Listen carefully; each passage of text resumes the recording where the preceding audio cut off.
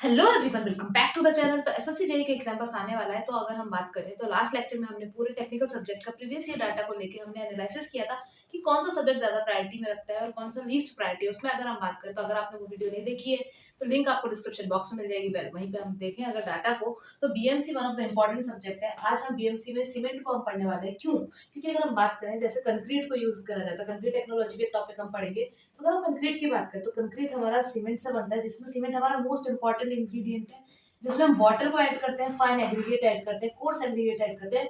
और हमें किस तरीके से उस सीमेंट की प्रॉपर्टीज चाहिए, जिस तरीके की प्रॉपर्टी को हमें एग्जिबिट करना है उस तरीके के हम एडमिक्सचर बनाएंगे। वो एक्सटेंडेड भी हो सकता है हमारा और रिटार्डेड भी हो सकता है। तो अगर हम बात करें सिविल इंजीनियरिंग में जितने भी स्ट्रक्चर हम बनाते हैं उसमें कहीं ना कहीं हमारा cement one of the most important ingredient है, हम उसको जरूर ना जरूर यूज करते हैं। तो अगर हम बात करें सीमेंट की, तो जैसे हमने देखा वाटर बनाते हैं, fine aggregate, coarse aggregate, admixture, इन सबको बाइंड करने का काम करता है। इससे क्या पता चलता है कि सीमेंट हमारा क्या है, एक बाइंडिंग मटेरियल है। सीमेंट हमारा एक बाइंडिंग मटेरियल जो कि पोजेस करता है दो तरीके की प्रॉपर्टी। एक पोजेस करता है हमारा कोहेसिव प्रॉपर्टी, तो पोजेस करता है वो हमारा दो तरीके की प्रॉपर्टी, जो है cohesive property and adhesive property. अगर हम इसकी बात करें तो ये बेसिकली क्या है, कोहेसिव कोहेसिव और एडहेसिव में क्या मतलब है। अगर हम बात करें कोहेसिव मतलब जब दो सेम पार्टिकल है, जो सेम पार्टिकल है उनके बीच में जो फोर्स लग रहा है, उनके बीच में जो हमारा अट्रैक्शन फोर्स है, अगर उसकी बात करें तो वो होता है हमारा कोहेसिव। वहीं पे लेकिन जैसे फेविकॉल है, तो फेविकॉल क्या है, एक एडहेसिव है। फेविकॉल क्या है, एक एडहेसिव है। जैसे मान लो ये आपका एक सब्सटेंस है ए और एक क्या है, ये सब्सटेंस बी, और ये दोनों अलग अलग मटेरियल और उनके बीच में अगर फेविकॉल रख दोगे तो ये हमारा एडहेसिव की तरह काम करेगा। ये एडहेसिव की तरह काम करता है। तो फेविकॉल किस लिए यूज किया जाता है, मतलब दूसरे दो सब्सटेंस को जोड़ने के लिए। वही है हमारा एडहेसिव। एडहेसिव का मतलब क्या है, डिफरेंट। तो दो डिफरेंट मटेरियल को जब बाइंड करता है तो वो हमारा हो जाता है एडहेसिव। तो ये दोनों ही प्रॉपर्टी, कैसी प्रॉपर्टी, एक एमसीक्यू यही से बन गया। कोहेसिव एंड एडहेसिव प्रॉपर्टी किसके अंदर पोजेस करती है, हमारे सीमेंट के अंदर। सीमेंट एक हमारा बाइंडिंग मटेरियल। तो अब सीमेंट की कुछ प्रॉपर्टी के बारे में देख लेते हैं। तो अगर हम बात करें तो यहाँ पर जितने पॉइंट लेके बहुत इंपॉर्टेंट है, सारे डायरेक्टली एमसीक्यू में पूछे जाते हैं। तो अगर हम बात करें इन्वेंटर की, तो जो सीमेंट के जो इन्वेंशन जिसने किया था उनका नाम है जोसेफ एस्फेडिन, जो कि 1824 में 1824 में किया था।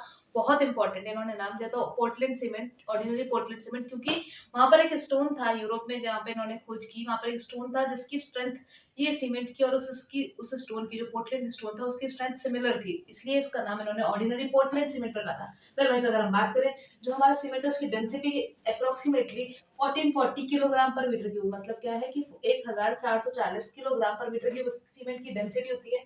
अगर एक बैग की बात करें तो उसमें कितना सीमेंट होता है, हमारा 50 केजी सीमेंट देखा जाता है। स्पेसिफिक ग्रेविटी की बात करें तो स्पेसिफिक ग्रेविटी क्या है, हमारी यूनिट लेस क्वांटिटी है। यूनिट लेस क्वांटिटी इसलिए होती है क्योंकि स्पेसिफिक ग्रेविटी क्या होता है, किसी की डेंसिटी, जो हमारा जिसकी भी डेंसिटी निकालनी, मतलब यहाँ पर अगर सीमेंट की निकालनी है तो जो भी हमारा मटेरियल है उसकी डेंसिटी अपॉन यहाँ पर हमारा स्टैंडर्ड फ्लूइड होता है। स्टैंडर्ड फ्लूइड होता है जो कि वाटर लिया जाता है, किसी किसी केसेस में एयर भी लिया जाता है। तो दोनों ही डेंसिटी है, तो इसकी भी यूनिट इसकी यूनिट कैंसिल हो जाएगी। तो ये हमारा एक यूनिट लेस क्वांटिटी है। जो हमारा स्पेसिफिक ग्रेविटी सीमेंट की वो होती है 3.14 से लेके 3.18 के बीच में। फिर वहीं पे अगर हम बात करें वॉल्यूम की, तो वॉल्यूम जो है हमारा, वॉल्यूम क्या होगा, 34.7 लीटर या अप्रोक्सीमेटली 35 लीटर होता है अप्रोक्सीमेटली, जो सीमेंट बैग है उसका वॉल्यूम। साइज ऑफ बैग की बात करें, जिसमें हमारा सीमेंट प्रेजेंट होता है, उस बैग की साइज की बात करें तो 0.3 मीटर स्क्वायर इंटू 0.18 मीटर। तो ये हमारा साइज ऑफ बैग है, ये हमारा 0.3 मीटर स्क्वायर इंटू 0.18 मीटर। तो ये जो है सारे पॉइंट्स आप लिख सकते हैं, इसकी आप इसकी स्क्रीनशॉट ले लीजिए। तो ये सब बहुत इंपॉर्टेंट एमसीक्यूज बनते हैं हमारे, और आपको बिल्कुल डाटा याद होना चाहिए।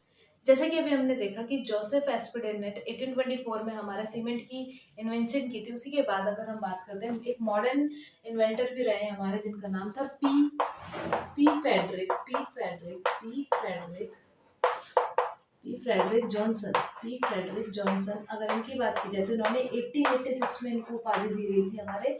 1886 में मॉडर्न इन्वेंटर की उपाधि दी गई थी, क्योंकि इन्होंने एक अलग ही चीज ढूंढी थी, वो है रोटरी क्लेन। तो आपको पता होगा रोटरी क्लेन में हम अपना सीमेंट को मैन्युफैक्चर करते हैं, तो रोटरी क्लेन के बारे में इन्होंने ढूंढा था। इस वजह से इनको मॉडर्न इन्वेंटर ऑफ सीमेंट को 1886 में इनको उपाधि दी गई थी। पर वहीं पे अगर हम बात करते हैं तो सीमेंट हमारे दो तरीके से मिलते हैं। एक हो गया हमारा नेचुरल, नेचुरल सीमेंट होता है और एक होता है हमारा आर्टिफिशियल। तो एक हमारा सीमेंट होता है नेचुरल और एक होता है मेरा आर्टिफिशियल। तो आर्टिफिशियल सीमेंट ही यूज किया जाता है, आर्टिफिशियल सीमेंट ही यूज किया जाता है, नेचुरल सीमेंट यूज नहीं किया जाता, क्योंकि ये उतनी प्रॉपर्टी एग्जिबिट नहीं करता जो हमें चाहिए। कंस्ट्रक्शन साइट पे आर्टिफिशियल सीमेंट यूज किया जाता है। आर्टिफिशियल सीमेंट की अगर बात करें तो ये दो कंपोनेंट को मिला के ही सीमेंट बनता है।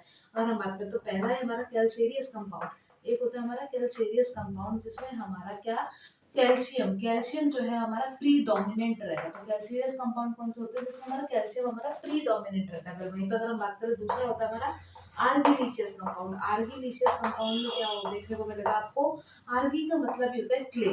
तो आर्गीलिशियस कंपाउंड में आपको क्या देखने को मिलेगा, क्ले और एल्यूमिना जो होते हैं, क्ले या फिर जो एल्यूमिना है ये आपको प्रीडोमिनेंट देखने को मिलेगा। तो इन दोनों के कॉम्बिनेशन से, कैल्शियस और आर्गीलिशियस के कॉम्बिनेशन से हम अपना सीमेंट फॉर्म करते हैं, सीमेंट फॉर्म करते हैं जिसमें हम अभी सीमेंट के पूरे कंपोजिशन है उसके बारे में देखेंगे अच्छे से। तो अभी हमने देखा कि जो हमारे कैल्शियस और एल्यूमिनियस कंपाउंड है उनको मिला के हमारा सीमेंट बनता है। तो फर्दर उसको और ब्रेक डाउन करते हैं कि ऐसे कौन कौन से कंपोनेंट मिलते हैं तो हमारा एक सीमेंट फॉर्म होता है। तो अगर हम बात करें तो एक ट्रिक होती है जिसको आप इस तरीके से याद कर सकते हैं। वैसे आप लोगों ने भी अपने अपनी ट्रिक बनाई हुई होगी तो आप कमेंट सेक्शन में जरूर बताइएगा, तो हम उसको भी यूज कर सकते हैं। तो ये ट्रिक होती है हमारी मिसाल, जिससे एल से हमारा क्या हो जाएगा, लाइन हो जाएगा। एल से हमारा हो जाता है लाइन। अगर ए की बात करें तो ए से हमारा हो जाएगा एल्यूमिना, एल्यूमिना हो जाता है। एक ए जो है हमारा एल्कली, जो कि हमें नहीं चाहिए होता है लेकिन वो इम्प्योरिटीज है तो वो ऑब्वियसली उसमें प्रेजेंट रहेगी। वेल वहीं पे हम इसकी बात करते हैं, ये हो जाता है हमारा सिलिका। एस से हमारा हो जाता है सिलिका और यहाँ पे ये हमारा शो करता है आयरन ऑक्साइड, ये हमारा है आयरन ऑक्साइड। और अगर हम एम की बात करें, एम है हमारा मैग्नीशियम, तो ये है हमारा मैग्नीशियम। एक एक करके इनके बारे में डिस्कस करेंगे। ये एक पर्टिकुलर परसेंटेज में प्रेजेंट होने चाहिए, अगर वो एक्सेस हो जाएंगे तो क्या दिक्कत देखने को मिलेगी इसके बारे में देखेंगे। तो सबसे पहला इंपॉर्टेंट है हमारा लाइन। अगर हम सबसे पहले की बात करें लाइन, तो लाइन जो है एटलीस्ट हमारा 62 से लेकर 67% के बीच में होना चाहिए। अगर इसका मतलब ये सबसे ज्यादा परसेंटेज में प्रेजेंट है, जितने भी कंपोनेंट है उनमें सबसे ज्यादा परसेंटेज में हमारा ये लाइन प्रेजेंट होता है। अगर इसका मतलब ये इतनी ज्यादा परसेंटेज में प्रेजेंट है तो इसका मतलब है कि ये स्ट्रेंथ के लिए रिस्पॉन्सिबल है। तो ये हमारा स्ट्रेंथ के लिए रिस्पॉन्सिबल होता है और ये हमारा साउंडनेस के लिए रिस्पॉन्सिबल होता है। तो बहुत ज्यादा कंफ्यूज होता है कि हमारी सीमेंट साउंड होनी चाहिए या फिर अनसाउंड होनी चाहिए। तो देखो साउंडनेस क्या है, साउंडनेस एक प्रॉपर्टी है। ये क्या है, एक प्रॉपर्टी है जो कि रेजिस्टेंस प्रोवाइड करती है। प्रॉपर्टी है हमारे सीमेंट की है जिसके भी अंदर साउंडनेस प्रेजेंट होगा। ये प्रॉपर्टी है जो कि क्या प्रोवाइड करती है, एक रेजिस्टेंस प्रोवाइड करती है वॉल्यूम चेंज के लिए। मतलब क्या है कि जैसे वॉल्यूम चेंज होना चाहिए, मटेरियल है इसका ये वॉल्यूम है, अब ये वॉल्यूम चेंज होना चाहता है तो ये जो है मटेरियल अपने आप एक रेजिस्टेंस प्रोवाइड करेगी कि ये वॉल्यूम चेंज ना हो, तो हमें वही चाहिए। तो अगर लाइन है तो लाइन हमारे एक तो स्ट्रेंथ प्रोवाइड करता है और एक हमारा साउंडनेस प्रोवाइड करता है। मतलब property to which provide resistance, ये क्या प्रोवाइड करता है, रेजिस्टेंस प्रोवाइड करता है। किसके अगेंस्ट, रेजिस्टेंस प्रोवाइड करता है हमारा वॉल्यूम चेंज के अगेंस्ट। तो ये तो हमारा साउंडनेस हो गया। फिर वॉल्यूम चेंज के अगेंस्ट हमारा ये रेजिस्टेंस प्रोवाइड करता है। तो हमारी जो सीमेंट है वो साउंड होनी चाहिए और स्ट्रेंथ प्रोवाइड करता है। लाइन तो बहुत इंपॉर्टेंट है, 62 से 67% के बीच में लाइन का परसेंटेज होना चाहिए। लेकिन अगर क्या बात करते हैं, ये परसेंट को क्रॉस कर गया और ये एक्सेस में प्रेजेंट है, एक्सेस में प्रेजेंट है तो क्या हो जाएगा, एक्सेस में प्रेजेंट होने की वजह से आपको साउंड जो है अब वो अनसाउंडनेस हो जाएगी। अनसाउंडनेस का मतलब क्या है, अनसाउंडनेस का मतलब है कि वॉल्यूम चेंज होने को देखेगा। इसका मतलब क्या है, वॉल्यूम चेंज होने लगेगा क्योंकि रेजिस्टेंस जो प्रोवाइड कर रहा था ये खत्म हो गया, रेजिस्टेंस प्रॉपर्टी खत्म हो गई। इसका मतलब क्या है कि जो वॉल्यूम है अब वो चेंज होने लगेगा और हमें वॉल्यूम चेंज नहीं चाहिए। क्यों नहीं चाहिए, सपोज कि मेरा ये स्ट्रक्चर है, यहाँ पे ये स्ट्रक्चर है, इसका वॉल्यूम है ए।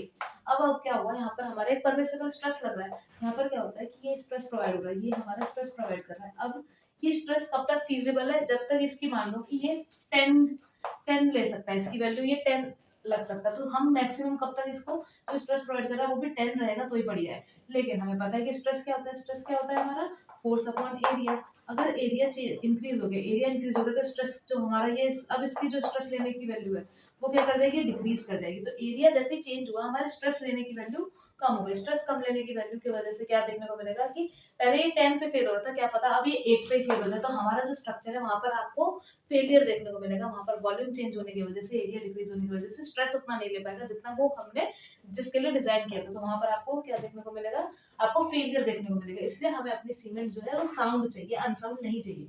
इसलिए एक पर्टिकुलर परसेंटेज में प्रोवाइड करेंगे। अगर एक्सेस हो जाएगा तो एक्सेस होने की वजह से अनसाउंडनेस की प्रॉब्लम देखने को मिलेगी, जो क्या है वॉल्यूम चेंज होने लगेगा। लाइन के बाद अगर बात करें तो लाइन के बाद जो दूसरा कंपोनेंट है वो है हमारा सिलिका। तो लाइन जैसे 62 से लेकर 67% के बीच में देखा गया, तो दूसरा इंपॉर्टेंट है वो है हमारा सिलिका। सिलिका का परसेंटेज की बात करें तो अगर 17 से लेकर 25% के बीच में देखा जाता है। अब ये लाइम के बाद सबसे ज्यादा परसेंटेज में देखा जाता है, इसका मतलब ये भी हमारे लिए किसके लिए रिस्पॉन्सिबल है, ये भी हमारे स्ट्रेंथ के लिए रिस्पॉन्सिबल है। तो ये हमारे स्ट्रेंथ के लिए रिस्पॉन्सिबल है। इसका मतलब क्या है कि अगर हमारे सिलिका का परसेंटेज थोड़ा सा भी कम हुआ, इस सिलिका की हमें डेफिशिएंसी देखने को मिली, तो स्ट्रेंथ हमारी हैम्पर करेगी, मतलब स्ट्रेंथ हमारी डिक्रीज करेगी। तो अगर हम बात करते हैं सिलिका का, तो 17 से 25% के बीच में देखने को मिलता है, रिस्पॉन्सिबल है हमारे स्ट्रेंथ के लिए। लेकिन अगर वो एक्सेस में हो जाता है, जो भी हमारा परसेंटेज है उसके एक्सेस में हो गया, जिस तरीके से लाइन में हमें अनसाउंडनेस प्रॉब्लम देखने को मिली थी, ये क्या करता है, प्रोलॉन्ग कर देता है। क्या प्रोलॉन्ग कर देता है, जो सेटिंग टाइम है, जब तक हम इनिशियल सेटिंग टाइम स्पेसिफिकली नहीं बोलेंगे, तब तक आप उसको फाइनल सेटिंग टाइम की तरह ही कंसीडर करेंगे। तो प्रोलॉन्ग कर देता है सेटिंग टाइम को। सेटिंग टाइम का जो है, तो सेटिंग टाइम हमारे सीमेंट का उसको इंक्रीज कर देता है, प्रोलॉन्ग कर देता है। तो अगर हम बात करें तो ये एक्सेस होने की वजह से प्रोलॉन्ग होगा। अब अगर हम सिलिका की बात करें, तो जो हमारे दो बॉक्स कंपाउंड होते हैं, एक है हमारा C2S और C3S, में इसके परसेंटेज में आपको सिलिका का परसेंटेज देखने को मिलेगा। अगर हम बात करें इसकी C3S को एक और एलाइट भी बोला जाता है, तो ये भी एक इंपॉर्टेंट एमसीक्यू है कि एलाइट किसे बोला जाता है, तो हमारा C3S को बोला जाता है। वहीं पर अगर हम इसकी बात करते हैं, ये हमारा बेलाइट होता है। पर वहीं पर अगर बात करते हैं, तो ये हमारा जो C2S है, ये जो C2S है, ये हमारा अल्टीमेट हार्डनिंग के लिए देखा जाता है, अल्टीमेट स्ट्रेंथ के लिए देखा जाता है। अल्टीमेट स्ट्रेंथ किसकी वजह से देखने को मिलती है, अल्टीमेट। तो लॉन्ग रन में जब हमें स्ट्रेंथ चाहिए, तो उसके लिए हमें C2S के परसेंटेज को चेंज करना पड़ता है। अल्टीमेट स्ट्रेंथ के लिए C2S रिस्पॉन्सिबल। और अर्ली स्ट्रेंथ के लिए, जो हमें जल्दी स्ट्रेंथ चाहिए, अर्ली स्ट्रेंथ के लिए अगर हम अर्ली स्ट्रेंथ की बात करें, तो वो हमारा C3S की वजह से होता है। C3S रिस्पॉन्सिबल है अर्ली स्ट्रेंथ के लिए। तो अगर हम सिलिका की बात करें, तो 17 से 25% के बीच में देखा जाता है, स्ट्रेंथ के लिए रिस्पॉन्सिबल है। अगर परसेंटेज थोड़ा सा भी कम हुआ, तो उसकी डेफिशिएंसी की वजह से स्ट्रेंथ हैम्पर करेगी, जो कि हम नहीं चाहते। तो एक पर्टिकुलर परसेंटेज में हमें उसे रखना पड़ेगा, और एक्सेस होने की वजह से हमें सेटिंग टाइम में प्रोलॉन्ग देखने को मिलेगा, तो सेटिंग टाइम इंक्रीज हो जाएगा। और C2S और C3S के लिए ये हमारा सिलिका बहुत ज्यादा रिस्पॉन्सिबल।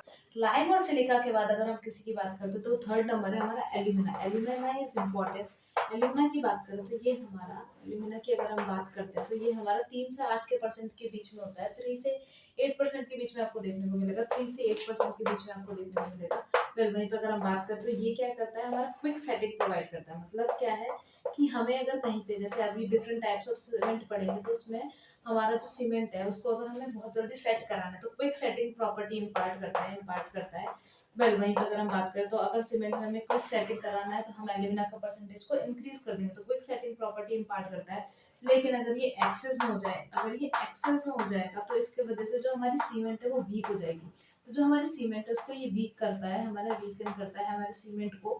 तो एक्सेस होने की वजह से सीमेंट को वीक करता है। लेकिन अगर हमारा परसेंटेज में जो डिजायर्ड परसेंटेज में हमने अगर एल्यूमिना को प्रोवाइड किया, तो ये हमारे को एक सेटिंग प्रॉपर्टी को इम्पार्ट करता है। वहीं पे हमारा एक और बहुत इंपॉर्टेंट है, जो है हमारा जिप्सम। तो हम जिप्सम भी प्रोवाइड करते हैं, जिप्सम भी प्रोवाइड करता है हमारे सीमेंट में, जिसका फॉर्मूला है हमारा CaSO4। बहुत अच्छे से याद रखना चाहिए, इंपॉर्टेंट है। तो CaSO4.2H2O प्रोवाइड करते हैं। तो जिप्सम हम सीमेंट में इसलिए डालते हैं, अगर हम जिप्सम को ना डालें, जिप्सम को अगर ना डालेंगे, तो सीमेंट का पैकेट खोला और उसमें वाटर डाला, वो इतनी जल्दी सेट हो जाएगा कि हम उसके साथ कोई भी काम नहीं कर पाएंगे। तो उसके जो सेटिंग टाइम है उसको इंक्रीज करने के लिए, तो सबसे इंपॉर्टेंट टास्क क्या है कि ये इंक्रीज करता है क्या इंक्रीज करता है, जो इनिशियल सेटिंग टाइम है हमारा, जो जब देखिए वहां पर हमने सिलिका में लिखा था प्रोलॉन्ग सेटिंग टाइम, तो वहां पर हमने स्पेसिफिकली इनिशियल सेटिंग टाइम नहीं लिखा था, लेकिन यहाँ पर हम स्पेसिफिकली लिख रहे हैं। ये क्या करता है, जिप्सम जो है हमारा इंक्रीज करता है इनिशियल सेटिंग टाइम, तो हमारा जो सेटिंग टाइम है उसको इंक्रीज कर देता है। इसका मतलब क्या है कि हमें एक सफिशिएंट टाइम मिलता है अपने सीमेंट के संग काम करने का। जब हमने सीमेंट में वाटर डाला और जो जैसे प्लेसिंग हो गया, ट्रांसपोर्टिंग हो गया, पर्टिकुलर जगह पे पुट करना हो गया, तो ये सब जो काम है वो हम एक डिजायर्ड टाइम में कर पाएंगे। तो जिप्सम का क्या काम है, वो इनिशियल सेटिंग टाइम को इंक्रीज कर देता है। वहीं पे एल्यूमिना का क्या काम है कि वो हमारे इनिशियल सेटिंग टाइम को कम कर देता है, क्विक सेटिंग प्रॉपर्टी प्रोवाइड करता है, और एक्सेस होने की वजह से वो हमारे सीमेंट को वीक भी करता है। नेक्स्ट इंपॉर्टेंट कंपोनेंट की बात करते हैं, अगर नेक्स्ट इंपॉर्टेंट कंपोनेंट की बात करें, तो वो है हमारा आयरन ऑक्साइड। अगर हम आयरन ऑक्साइड की बात करें, तो बेसिकली ये तो रेड कलर प्रोवाइड करता है, लेकिन यहाँ पर एक इंपॉर्टेंट एमसीक्यू है कि हमारे सीमेंट का कलर क्या देखने को मिलता है। तो सीमेंट का कलर है वो क्या है, हमारा grey with light greenish colour. तो हमें उसमें हल्का सा ग्रीन कलर देखने को मिलेगा, लेकिन मोस्टली वो ग्रे कलर का होता है। तो आयरन ऑक्साइड खुद में वो रेड कलर का होता है। तो इसको हम वैसे कितने परसेंट पे प्रोवाइड करते हैं, तो ये हमारा 0.5% से लेकर 0.5% से लेकर 6% के बीच में हम इसको अप्लाई करते हैं, मतलब लेते हैं, हम इसको डालते हैं। और आयरन ऑक्साइड का काम क्या है कि ये स्ट्रेंथ प्रोवाइड करता है, हार्डनेस प्रोवाइड करता है। तो सबसे पहली बात ये हार्डनेस प्रोवाइड करता है, ये थोड़ा सा परसेंटेज ऑफ स्ट्रेंथ भी प्रोवाइड करता है, और ये हमारा कलर भी प्रोवाइड करता है, और भी मटेरियल होने की वजह से इसका रेड कलर इतना मतलब डोमिनेंट नहीं कर पाता, लेकिन ये कलर भी प्रोवाइड करता है, हार्डनेस और स्ट्रेंथ भी प्रोवाइड करता है। पर वहीं पर अगर हम बात करें आयरन ऑक्साइड की, तो 0.5 से लेकर 6% के बीच में देखा जाता है। और अगर हम बात करें एक और है हमारा इंपॉर्टेंट, वो है हमारा मैग्नीशियम। मैग्नीशियम की बात करते हैं तो मैग्नीशियम का क्या काम है, बेसिकली अगर मैग्नीशियम की बात करते हैं 0.1 से लेकर 4% के बीच में वेराई करता है। 0.1 से लेकर 4% के बीच में वेराई करता है। ये भी हमारा जो है कलर प्रोवाइड करता है, टिंट येलो कलर प्रोवाइड करता है। अगर हम इसकी बात करें कलर कौन सा प्रोवाइड करता है, ये टिंट येलो कलर प्रोवाइड करता है। अगर हम बात करते हैं तो इसके एक्सेस होने की वजह से जो इसका एक्सेस हो जाएगा, अगर ये एक्सेस में आएगा तो ये भी लाइम की तरह मैग्नीशिया भी हमारा अनसाउंडनेस प्रोवाइड करता है। अनसाउंडनेस मतलब क्या है कि वॉल्यूम चेंज होने को देखेगा। वॉल्यूम चेंज होने को देखेगा मतलब हमारा क्या है कि एरिया चेंज होगा, एरिया चेंज होगा तो स्ट्रेस उतना नहीं ले पाएगा, इसका मतलब फेलियर के चांसेस इंक्रीज हो जाएंगे। तो जो हमारा मैग्नीशिया है वो 0.1 से लेकर 4% के बीच में रहता है। येलो टिंट कलर प्रोवाइड करता है, एक्सेस होने की वजह से अनसाउंडनेस देखने को मिलेगा। ये हमारा आयरन ऑक्साइड है। वहीं पर अगर हम बात करते हैं तो एक और हमारा होता है जो है सल्फर। सल्फर की बात करें तो 1 से लेकर 3% के बीच में होता है।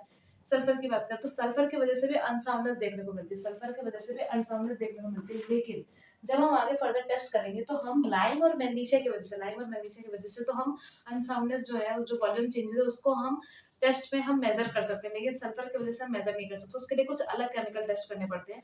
तो अगर लाइम और मैग्नीशिया की वजह से हम कर सकते हैं। सिर्फ लाइम की बात करें, अगर लाइम की वजह से हमें देखना है कि अनसाउंडनेस में क्या चेंज आने को मिल रहा है तो उसको बोलते हैं हम ली चैटेलियर टेस्ट। लेकिन वहीं पे अगर हम बात करें लाइम और मैग्नीशिया दोनों की वजह से देखना होगा तो वो हमारा टेस्ट का नाम है ऑटोक्लेव टेस्ट।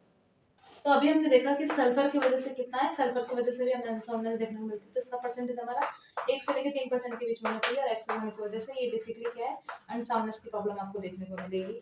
इसके लिए हम इसको टेस्ट के थ्रू तो मेजर नहीं कर सकते, कुछ केमिकल टेस्ट अलग से करने पड़ते हैं। वहीं पर अगर हम बात करते हैं सल्फर के बाद अगर बात करते हैं तो एक होता है हमारा एल्कलीज। अब एल्कलीज क्या है, किसके तरीके से प्रोवाइड होते हैं, तो ये एक इम्प्योरिटीज है जो हम प्रोवाइड नहीं करते, ये खुद ही हो जाती है और हम इसे हटा नहीं सकते। तो ये बेसिकली लेकिन कितने परसेंट तक होनी चाहिए, 0.1 से लेके 0.3 से लेके हमारे 1% के बीच में होना चाहिए। अब आपको देखने को मिलेगा एक तो Na2O के बीच फॉर्म में मिलती है, आपको Na2O के फॉर्म में मिलेगी या फिर K2O के फॉर्म में मिलेगी, तो पोटेश के फॉर्म में मिलेगी या फिर सोडियम के फॉर्म में मिलेगी। तो ये जो एल्कलीज है ये बेसिकली क्या है, अगर ये हमारा जो सीमेंट है, अब सीमेंट में अगर एल्कलीज प्रेजेंट है तो ये क्या करता है, उसको सीमेंट का जो मॉइस्चर है उसको पूरा ले लेता है। तो ये मॉइस्चर बहुत जल्दी रिएक्ट करता है, मॉइस्चर के साथ रिएक्ट करता है। अब इसमें अगर रेनफॉल हो रही है, रेनफॉल के जो वाटर है रेन के इसके पास जो मॉइस्चर है, दोनों कंबाइन होने के बाद क्या करते हैं, ये बहुत इंपॉर्टेंट पॉइंट है, व्हाइट पैचेस फॉर्म करते हैं। तो व्हाइट पैचेस किसकी वजह से होता है, इंपॉर्टेंट क्वेश्चन यहाँ पे एमसीक्यू पूछा जाता है। तो व्हाइट पैचेस किसकी वजह से होता है, एल्कलीज की वजह से होता है, एल्कलीज की वजह से। तो इस प्रोसेस को क्या बोलते हैं, एफ्लोरेसेंस। एफ्लोरेसेंस शायद मे बी स्पेलिंग थोड़ी बहुत गलत हो गई होगी। एफ्लोरेसेंस देखने को मिलता है व्हाइट पैचेस की वजह से, व्हाइट पैचेस की वजह से एल्कलीज, और वो क्या है, एल्कली। तो यहाँ पे एक और इंपॉर्टेंट क्वेश्चन है, तो कैंसर ऑफ सीमेंट किसे कहा जाता है, कैंसर ऑफ सीमेंट की अगर हम बात करें तो ये जो व्हाइट पैचेस है इसी की वजह से होता है। तो कैंसर ऑफ सीमेंट एल्कलीज को कहा जाता है, एल्कलीज को हमारा कैंसर ऑफ सीमेंट कहा जाता है। तो अभी हमने लाइम देखा, सिलिका देखा, एल्यूमिना, फिर उसके बाद जिप्सम देखा, आयरन ऑक्साइड, मैग्नीशिया, उसके बाद हमने पूरा एल्कलीज देखा। तो ये जो पॉइंट्स है आप खुद अपनी एक बार कॉपी में डायरेक्ट लिख के देखिएगा तो आपको याद रहेगा कि कितना परसेंटेज होना चाहिए और बेनिफिट्स क्या है इसके परसेंटेज में होने से या फिर एक्सेस होने में क्या चेंजेस देखने को मिलते हैं। वेल वहीं पे अगर हम सीमेंट के कुछ फील्ड टेस्ट की बात करें तो सबसे इंपॉर्टेंट पॉइंट क्या है कि सबसे पहले अगर हमने उसका बैग खोला तो जो सीमेंट का कलर है वो ग्रे होना चाहिए, लेकिन थोड़ा सा लाइटिश ग्रीन भी देखने को मिलना चाहिए। तो ग्रे के साथ थोड़ा सा लाइटिश ग्रीन देखने को मिलना चाहिए सीमेंट, तो ये एक अच्छा सीमेंट कहलाएगा। वहीं पे अगर आप जो बैग है उसमें अंदर हाथ डालेंगे तो आपको हाथ जब डालेंगे और जो सीमेंट को ऐसे आप टच करके देखेंगे तो वो बहुत ज्यादा स्मूथ होना चाहिए, स्मूथ होना चाहिए। और एक सपोज एक बकेट ली अपने, उसमें एक पूरा जो हमारा सीमेंट है उसको जब उसमें डालोगे तो वो है ना सिंक नहीं मतलब सिंक करना चाहिए, वो उसके ऊपर फ्लोट नहीं करना चाहिए, मतलब तैरना नहीं चाहिए, वो उसके अंदर डूब जाना चाहिए। और उसके बाद अगर हम बात करें तो हम जो हमारे लंप जो होते हैं, लंप क्रिएट नहीं होने चाहिए। जो हमारा सीमेंट है जब हमने उसको बकेट में डाला, एक तो वो डूब जाना चाहिए और लंप्स भी क्रिएट नहीं होने चाहिए। तो सबसे पहली बात कि उसका कलर देखेंगे तो कलर हमारा ग्रीन मतलब ग्रे होना चाहिए, ग्रीनिश की तरफ होना चाहिए, थोड़ा सा टिल्टेड। अगर हम उसकी बात करें तो उसमें हमारे को छूने पे बहुत ज्यादा स्मूथ होना चाहिए। बैग में हाथ डालोगे तो वो कूल भी लगना चाहिए, आपको ठंडा फील होना चाहिए। जब आप डालोगे सीमेंट को छूओगे तो आपको कूल फीलिंग आनी चाहिए, तो ठंडा फीलिंग होना चाहिए, स्मूथ होना चाहिए। और वाटर बकेट में डालोगे तो वो सिंक हो जाना चाहिए, फ्लोट नहीं करना चाहिए और लम्प्स भी प्रोवाइड नहीं करनी चाहिए। तो ये कुछ टेस्ट है जो हम फील्ड पे पता करते हैं कि जो हमारा सीमेंट है वो एक अच्छी क्वालिटी का है कि नहीं। वेल आई होप आप लोगों को बहुत मजा आया होगा। हमने सीमेंट के जो बेसिक हैं उनके बारे में बहुत अच्छे से रिवाइज किया है, तो आप लोगों को मजा आया होगा। कमेंट सेक्शन में जरूर बताइएगा। नेक्स्ट वीडियो भी हम इसके आगे जो फर्दर है डॉक्यूमेंट्स पूरा जो सीमेंट के बारे में उसके बारे में डिस्कस करेंगे। और हमारा नेक्स्ट लेक्चर उसके बाद जो पूरा सीमेंट को रिवाइज करने के बाद जो जितने भी एसएससी जेई में सीमेंट के ऊपर क्वेश्चन पूछे गए हैं उसको सॉल्व करने का हमारा पूरा प्लान है। तो आई होप आप लोगों को मजा आया। अपना फीडबैक जरूर दीजिएगा कि आपको वीडियो कैसी लगी, जरूर अपने कमेंट सेक्शन में बताइएगा। Thank you so much for watching. Thank you so much.